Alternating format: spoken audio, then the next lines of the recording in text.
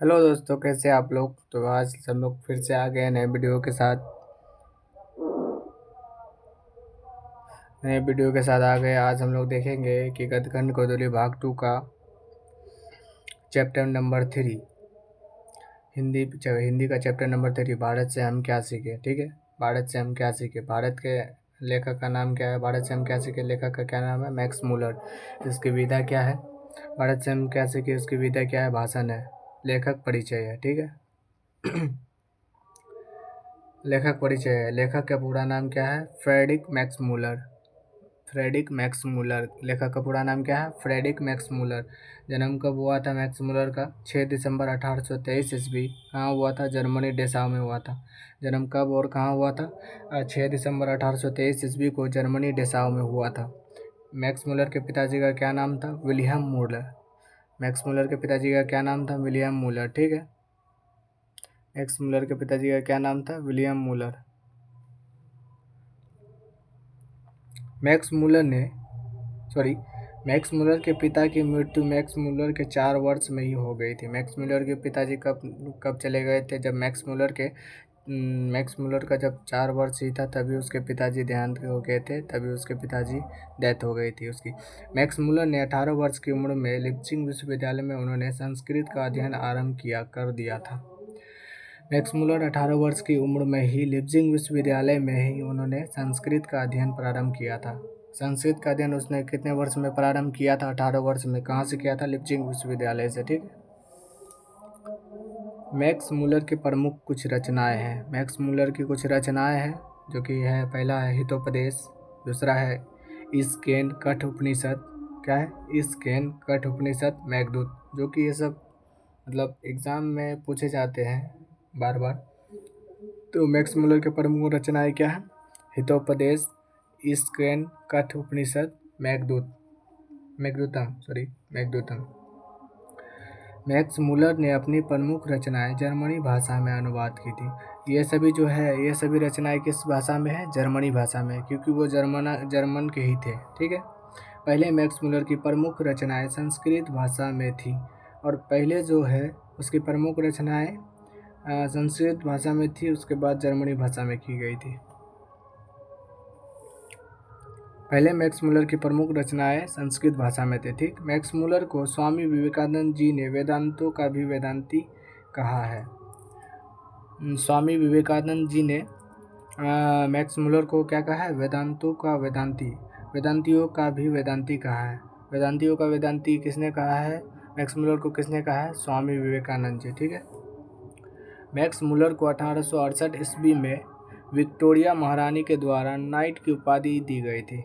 Night की उपाधि कब दी गई थी? 1868 ईस्वी में किसके द्वारा दी गई थी? विक्टोरिया महारानी। विक्टोरिया महारानी के द्वारा नाइट की उपाधि दी गई थी। ठीक। इससे आगे है, मैक्स मूलर की मृत्यु कब हुई थी? मैक्स मूलर की मृत्यु 28 अक्टूबर सन 1900 ईस्वी में ही हो गई थी हुई थी सॉरी मैक्स मूलर की मृत्यु 28 अक्टूबर सन 1900 ईस्वी में ही हुई थी। ठीक है।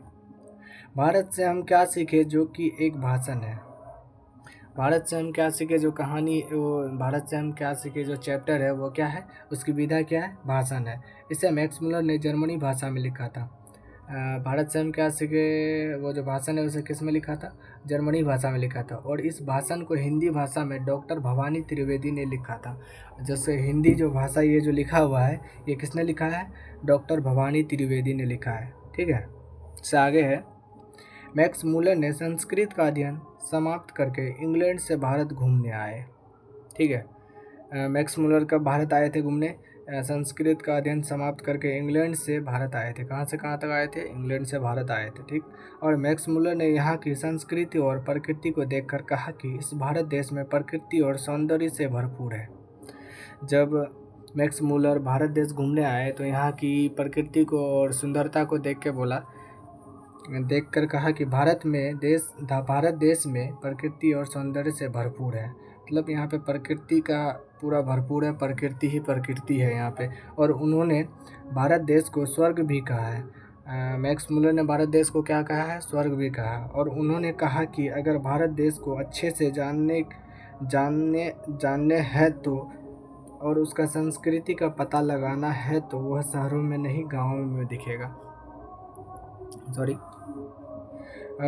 अच्छे अगर भारत देश को अच्छे से जानना है, मैक्स मुलर ने कहा है कि अगर भारत देश को अच्छे से जानना है तो वो आपको शहरों में जानने के लिए नहीं मिलेगा। उसके लिए अगर जो भारत को अच्छी तरह से जानना है तो आपको गाँव में जाना होगा, गाँव की संस्कृति को देखना होगा, तभी आप भारत देश को आप समझ पाएंगे कि भारत में आखिर है क्या। ठीक। जब मैक्स मुलर इंग्लैंड से भारत आए थे तभी भारत के गवर्नर वॉरेन हेस्टिंग थे। जब मैक्स मुलर भारत आए थे, जब मैक्स मुलर इंग्लैंड से भारत आए थे तो उसके गवर्नर तभी गवर्नर कौन थे? वॉरेन हेस्टिंग थे। कौन थे गवर्नर? Warren Hasting. ठीक है।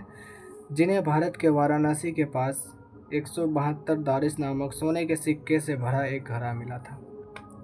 मैक्स मुलर को भारत के वाराणसी के पास 172 दारिस नामक सोने के सिक्के मिले थे। सोने के सिक्के कहाँ मिले थे? वाराणसी के पास। भारत के वाराणसी के पास 172 दारिस नामक सोने के सिक्के मिले थे। ठीक है। मैक्स मुलर को आगे है भारत को ब्राह्मण या वैदिक धर्मों की भूमि भी कहा जाता है।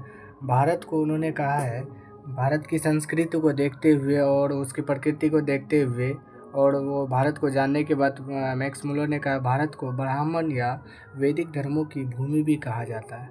वैदिक धर्मों की भूमि भी कहा जाता है। ठीक है। और भारत की सबसे पुरानी प्राचीन भाषा क्या है? सबसे पुरानी प्राचीन भाषा क्या है? संस्कृत है। भारत की सबसे पुरानी भाषा क्या है? संस्कृत है। ठीक। भारत की सबसे पुरानी भाषा क्या? प्राचीन भाषा। जैसे पुरानी को जब संस्कृत भाषा में बोलते हैं प्राचीन। ठीक है। तो प्राचीन भाषा क्या है? संस्कृत। भारत की भाषा, रीति रिवाज, विज्ञान, धर्म के आधार पर यह सबसे अच्छे देश माना जाता है। भारत के उन्होंने कहा, मैक्स मुलर ने कहा है भारत की भाषा, रीति रिवाज, विज्ञान, धर्म के आधार पर यह सबसे अच्छे देश माना जाता है। ठीक है।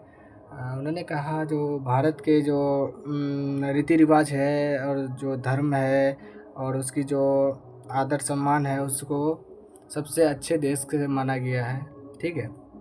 मैक्स मुलर जिसने भारत से हम क्या सीखे लिखा है। ठीक है। वो इंग्लैंड से भारत घूमने जब आए थे उन्होंने देखा कि भारत की संस्कृति, जो अगर संस्कृति का पता लगाना है तो भारत की जो संस्कृति का पता लगाना वह शहरों में नहीं पता चलेगा और जो संस्कृति देखने मिलेगा वो गांव में ही मिलेगा। ठीक है। और उन्होंने भारत को स्वर्ग का भी दर्जा दिया है। उसने बोला कि भारत स्वर्ग के नाम से भी जाना जाता है। स्वर्ग जैसे स्वर्ग लगता है वैसे भारत है। ठीक है। इस भारत से हम क्या सीखे चैप्टर 3 में बस इतना ही है। ठीक है। इसके बाद अगले वीडियो में आप लोगों को मिलेगा इसका ऑब्जेक्टिव। इसके लिए आप लोग चैनल को सब्सक्राइब कर ले, लाइक शेयर कमेंट करिएगा। Thank you. अच्छा लगे तो लाइक शेयर कमेंट करिएगा। ठीक है। Thank you. मिलते हैं अगले वीडियो में ऑब्जेक्टिव के साथ। बाय।